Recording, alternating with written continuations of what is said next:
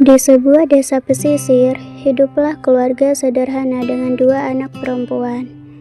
Dayang Kumunah, si bungsu yang rajin dan penyabar, sementara si sulung, Dayang Sumbi, dikenal pemarah dan penuh iri. Di suasana pagi yang damai ini, Kumunah sedang menyapu halaman rumahnya.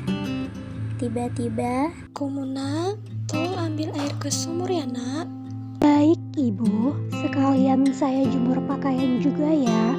Allah Kumunah, kamu itu mau bantu-bantu juga nanti paling ada maunya. Sumbi, dia membantu karena memang hatinya tulus. Belajarlah dari adikmu. di kemudian hari, sang ibu jatuh sakit. Ia hanya bisa terbaring lemah di tikar, dan Kumunahlah yang merawatnya. Sedangkan Sumbi hanya berduduk saja sambil membolak-balik kain tanpa niat membantu. Anak-anakku, jika ibu tiada, tolong saling rawatlah satu sama lain. Beberapa hari kemudian, sang ibu meninggal. Kumunah menangis. Ia merasa sangat sedih karena ditinggal ibunya.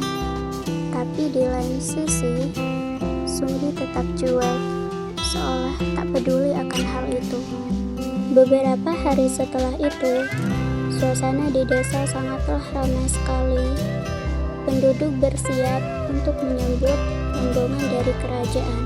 Kabar berhembus bahwa seorang pangeran dari seberang akan datang mencari istri. Penduduk heboh dan keluarga Kumunah ikut bersiap. Pangeran dari seberang akan datang. Kalian bersiaplah. Pasti aku yang akan dipilih. Aku kan cantik dan aku pasti pantas bersanding dengan pangeran. Aku hanya akan menggunakan baju yang sederhana saja, Ayah. Pangeran pun tiba. Ia melihat kedua gadis itu, tapi bukan Sumbi yang menarik perhatiannya, melainkan Kumunah. Siapa gadis yang bersinar itu? Apa? Dia? Kumunah yang dipilih? Gak mungkin. Setelah pangeran memilih Dayang Kumunah, ia kembali ke kerajaan untuk memberi kabar kepada raja agar segera melamar Dayang Kumunah. Malam hari di dermaga, di malam itu terlihat Dayang Kumunah sedang mencuci pakaiannya, dan ia tidak tahu bahwa bahaya sedang mengintainya. Air malam ini dingin, tapi harus kuselesaikan cuciannya. Hei Kumunah, kau pikir kau lebih baik dariku, hah? Lebih dicintai, lebih cantik. Iya, jawab.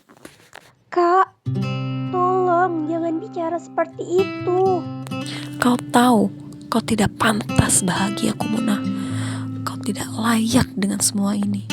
Dan yap, Dayang Kumunah tenggelam. Ia tak pernah kembali malam itu. Sumbi pun pulang, seolah tidak terjadi apa-apa. Di keesokan paginya, warga menemukan bambu emas mengapung di tepi pantai. Tuan, lihat, ada bambu emas mengapung di pantai. Wangi harum sekali. Bambu ini seperti memanggilku. Saat ayah menyentuh bambu itu, terdengarlah suara yang tak asing. Ayah, ini aku, Kumunah. Lalu bambu itu pun pecah. Sosok Kumunah muncul. Dia terlihat sangat bercahaya. Semua yang ada di situ pun terdiam. Ia tampak lebih cantik dan anggun dari sebelumnya. Ayah, jangan bersedih. Aku bahagia sekarang. Dan aku sudah memaafkan kakak. Kumunah, maafkan aku. Aku salah.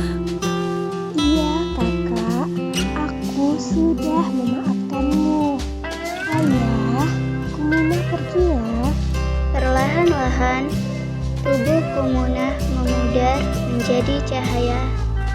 Dan sejak saat itulah, tempat itu dikenali sebagai Sanjung Kumuna. Jadi, kesabaran dan ketulusan tidak pernah sia-sia. Daya Kumuna mengajarkan kita arti kasih yang sejati, meski dibalas dengan duka. Ingatlah, kebaikan akan selalu kembali. Sekalipun tidak hari ini, tapi nanti, percayalah, semua akan ada masanya. Beberapa tahun kemudian, Dayang Sumbi duduk menyendiri di tepi pantai. Dayang Sumbi kini hidup menyendiri.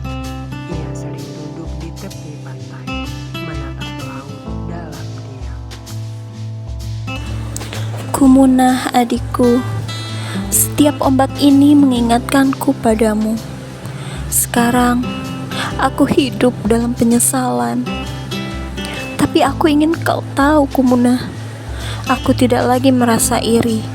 Yang aku rasakan kali ini hanyalah sebuah rindu. Terkadang angin laut membawa harum bambu emas, seolah Kumuna hadir ada di situ, memaafkan dengan cahaya cintanya.